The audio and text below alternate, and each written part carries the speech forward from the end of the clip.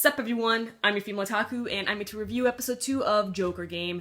And these first two episodes definitely set the path, the tone, the atmosphere, and everything down the road for the rest of the series. Basically, if you did not understand what happened in this episode, or if you only know just a little bit of what happened within this episode, then you should just drop it right here, okay? Because this is certainly a dialogue-heavy anime, and I'm fine with that. I just know a lot of people will get confused, will miss a lot of information. It's like I said last week, that this is an anime where every single conversation has important information. So you definitely cannot be sleepy when watching Joker Game.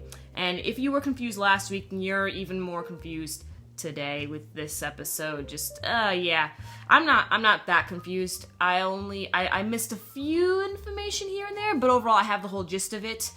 But I think that you would enjoy the series much better if you understood entirely what went on instead of watching the episode and then going to this review or any other person's review to explain the entire thing for you. Because then it wouldn't be an enjoyable experience for you. So, yeah. But with all that out of the way, for those of you who do understand it or understand bits and pieces of it, then let's just continue on with this review. So Sakuma was actually just about to commit suicide when, in that moment, he decided to think like a spy. What's something that's out there in the open, but yet something that no one even think of touching or hiding? The Imperial Portrait. Now, I know some people may not understand what this is, but I don't know if Japanese citizens still do this today, but I know they did this, back then and stuff, how they had, somewhat of a shrine, or just something that, every household had dedicated to their emperor. So that's what that was, that's where the little film was hiding, and they decided not to take the film. You see, Sakuma was very suspicious after the whole where the official military came over to Gordon's house a couple of days ago and do the search and they didn't find anything.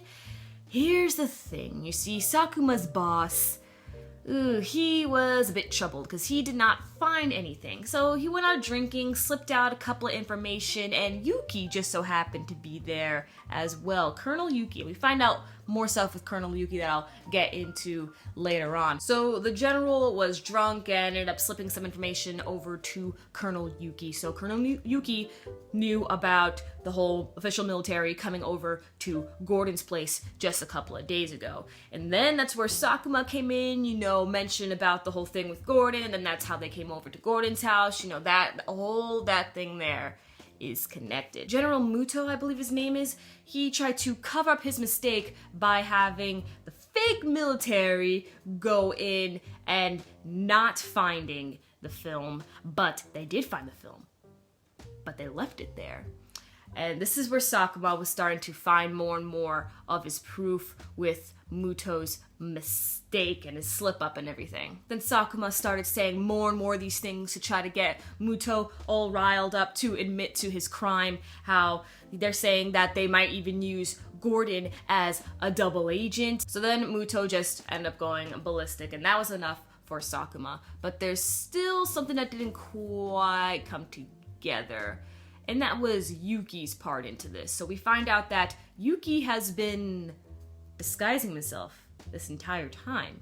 The Yuki that we know isn't really the real Yuki. You see, the Yuki that we know right now, he has a limp leg, uses a cane, and wears a glove on his right hand.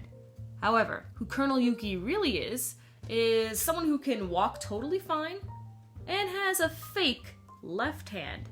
But no one really bothers with that left hand because the right hand is the one with the glove and the one holding the cane, so to support, his limp leg. So everyone really pays attention to that side and not really his left. We really see everything coming together and how Sakuma ended up playing his part within the Joker game. Because you even have General Muto, he even just flat out says it so what? You're turning into one of them? And I'm just like, oh my gosh, because this reminds me of when we first got to see the Joker game when they were, playing cards and stuff, how someone who you think is your ally can just turn onto over to the other side. And that's exactly what Sakuma did. He turned onto over to the other side. And so Yuki, he's just still like, hey, do you want to participate in the training? But Sakuma refuses. And that's the end of this episode. So yeah, I know a lot of stuff happened. I might have even flipped some things around here and there, or maybe missed a couple of things. But if I did miss anything, please let me know. Let me know what you got